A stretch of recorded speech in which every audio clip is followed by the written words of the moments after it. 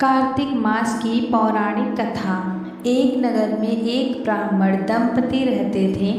वो दोनों प्रतिदिन 7 कोस दूर गंगा और यमुना नदी में स्नान करने जाते थे।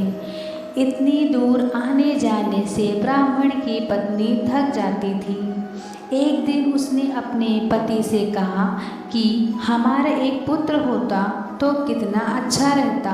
पुत्र के बहू आती तो हमें घर वापस जाने पे खाना बना बनाया हुआ मिलता और बहू घर का काम भी कर देती। अपनी पत्नी की बात सुनकर ब्राह्मण ने कहा कि तूने बात तो सही कही है, चल मैं तेरे लिए बहू ला ही देता हूँ। ब्राह्मण ने कहा कि एक पोटली में आटा डालकर कुछ मोहरे रख दे। ब्राह्मण के कहे अनुसार उसने पोटली बांधकर दे दी। पोटली लेकर ब्राह्मण चला गया। ब्राह्मण सफ़र के दौरान यमुना के किनारे बहुत ही सुंदर लड़कियां दिखाई दी। वे रेत से घर बनाकर खेल रही थी। उनमें से एक लड़की ने कहा कि मैं अपना घर नहीं बिगाड़ूंगी, मुझे तो रहने के लिए ये घर चाहिए।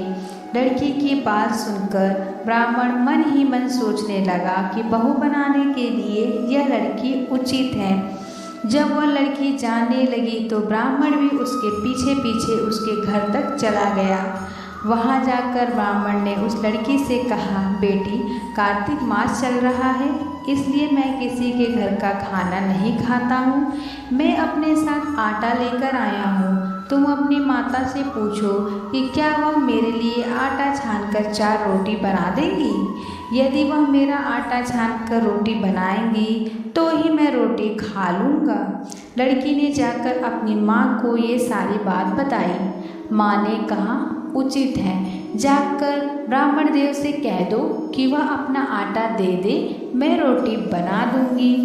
जब वह आटा छानने लगी तो आटा में से मोहरें निकली। वह सोचने लगी कि जिसके आटे में इतनी मोहरें हैं उसके घर में कितनी मोहरें होंगी। जब ब्राह्मण खाना खाने बैठा तो लड़की की माँ ने उस ब्राह्मण से पूछा, क्या आपका कोई लड़का है और क्या आप उस लड़के की सगाई करने जा रहे हो।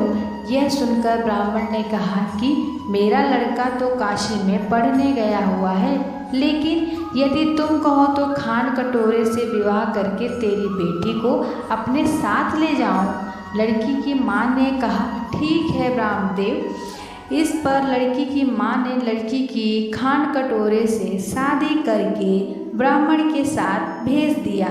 ब्राह्मण ने घर आकर कहा, रामू की माँ, दरवाज़ा खोल, देख मैं तेरे लिए बहू लेकर आया हूँ। ब्राह्मण की पत्नी भीतर से ही बोली, हमारा तो कोई बेटा नहीं है तो बहू कहाँ से आएगी। दुनिया ताने मारती थी, अब आप भी मारने लगे। ब्राह्मण ने कहा, तू दरवाज़ा खोल कर तो देख। जब ब्राह्मणी ने दरवाज़ा खोला तो सामने बहू खड़ी देखा। उसने बहू का स्वागत किया और आदर सत्कार से अंदर ले गई। अब जब ब्राह्मण अपनी पत्नी के साथ नदी स्नान करने जाता तो पीछे से बहू घर का सारा काम करके और खाना बनाकर रखती थी। वह उनके कपड़े धोती और रात को हाथ पैर भी दबाती थी। इस तरह बहुत दिन बीत गए। ब्राह्मणी ने अपने बहू से कहा कि बहू, कभी चूल्हे की आग मत बुझने देना और मटके का पानी खत्म मत होने देना। परंतु एक दिन चूल्हे की आग बुझ गई। यह देखकर बहू घबरा गई और भागी भागी अपने पड़ोसन के पास गई और कहा कि मेरे चूल्हे की आग बुझ गई है, मुझे थोड़ी आग चाहिए। मेरे सास ससुर सुबह 5 बजे से गए हुए हैं, वह थके हुए घर आएंगे, इसलिए मुझे उनके लिए खाना बनाना है। यह सुनकर पड़ोसन ने कहा कि तू तो बावली है, तुझे यह दोनों मिलकर पागल बना रहे हैं। इनके कोई पुत्र नहीं है, ये निसंतान है। बहू ने कहा, नहीं, ऐसा मत बोलो, इनका बेटा तो बनारस काशी में पढ़ने गया हुआ है। इस पर पड़ोसन ने कहा कि यह तुमसे झूठ बोल कर लाए हैं, मेरी बात सच मान, इनका कोई बेटा नहीं है। अब बहू पड़ोसन की बातों में आ गई और कहने लगी कि अब आप ही बताओ मैं क्या करूं। पड़ोसन ने कहा, कि करना क्या है, जब तुम्हारे सास ससुर आए तो जली हुई रोटियां बना कर देना और बिना नाप के दाल बना कर देना, खीर की कचड़ी दाल में और दाल की कचड़ी खीर में डाल देना। पड़ोसन ने उसे अच्छे से सिखाया पढ़ा दिया। फिर जब उसने सास ससुर जब घर आए तो उसने ना तो उनका आदर सत्कार किया और ना ही उनके कपड़े धोए। जब उसने सास ससुर को खाना दिया तो सास बोली, बहू आज यह रोटियां जली हुई क्यों हैं और दाल भी अलुनी है। तब बहू ने पलटकर कहा कि एक दिन ऐसा खाना खा लोगे तो कुछ बिगड़ नहीं जाएगा तुम्हारा। सास ससुर को खरी खोटी सुनाकर वह फिर से पड़ोसन के पास गई और बोली कि अब आगे क्या करना है। पड़ोसन ने कहा कि अब तुम सातों कोठों की चाबी मांग लेना। अगले दिन जब भी स्नान करने के लिए जाने लगे तो बहू अड़ गई कि मुझे तो सातों कोठों की चाबी चाहिए। तब ससुर ने कहा कि इसे चाबी दे दो।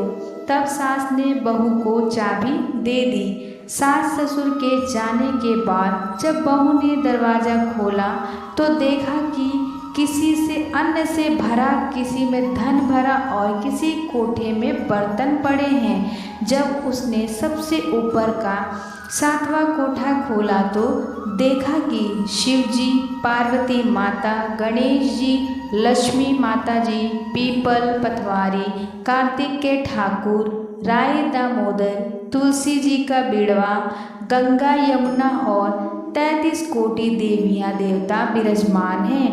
वहीं पर एक लड़का चंदन की चौकी पर बैठा माला जप रहा है। यह सब देख उस लड़के से पूछा कि तुम कौन हो। तब लड़का बोला कि मैं तेरा पति हूँ, अभी दरवाज़ा बंद कर दे, जब मेरे माता पिता आएंगे तब दरवाज़ा खोलना। यह सब देख बहू बहुत खुश हुई और 16 श्रृंगार सुंदर वस्त्र पहनकर अपने सास ससुर का इंतज़ार करने लगी। उसने अपने सास ससुर के लिए अच्छे अच्छे पकवान बनाए। जब उसके सास ससुर घर पर आए तो उसने उनका आदर सत्कार किया और प्रेम पूर्वक खाना खिलाया और हाथ पैर दबाने लगी। पैर दबाते दबाते बहू ने कहा कि माँ, आप इतनी दूर गंगा यमुना स्नान करने के लिए जाती हैं तो आप थक जाती हैं, तो इसलिए आप घर पर ही स्नान क्यों नहीं करती हो। यह सुनकर सास कहने लगी, बेटी गंगा यमुना घर पे तो नहीं बहती है।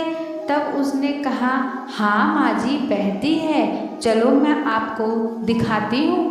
जब बहू ने 7वां कोठा खोलकर दिखाया तो उसमें शिव जी, पार्वती जी, गणेश जी, लक्ष्मी जी, पीपल पतवारी, कार्तिक के ठाकुर, राय दामोदर, तुलसी जी का बिड़वा, गंगा यमुना बह रही थी और 33 कोटि देवी देवता विराजमान हैं।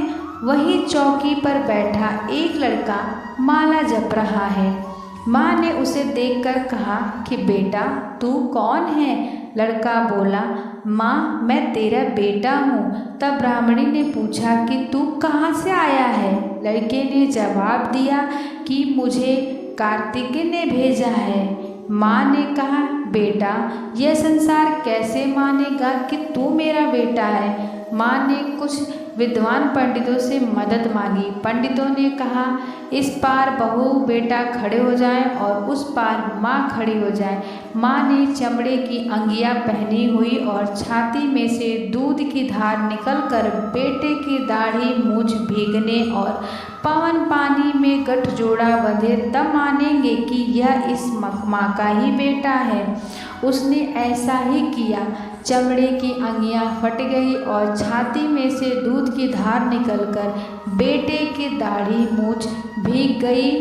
पवन पानी से बहू बेटे का गठजोड़ बंध गया। यह सब देख ब्राह्मण और उसकी पत्नी की खुशी का ठिकाना न रहा। तो यह थी कार्तिक मास की कथा। हे कार्तिक के ठाकुर, जैसे ब्राह्मण और ब्राह्मणी को बहू बेटा दिया वैसे सबको देना। कार्तिक मास की कथा कहने सुनने और हुंकार भरने वाले सब पर कृपा करना। जय माता दी।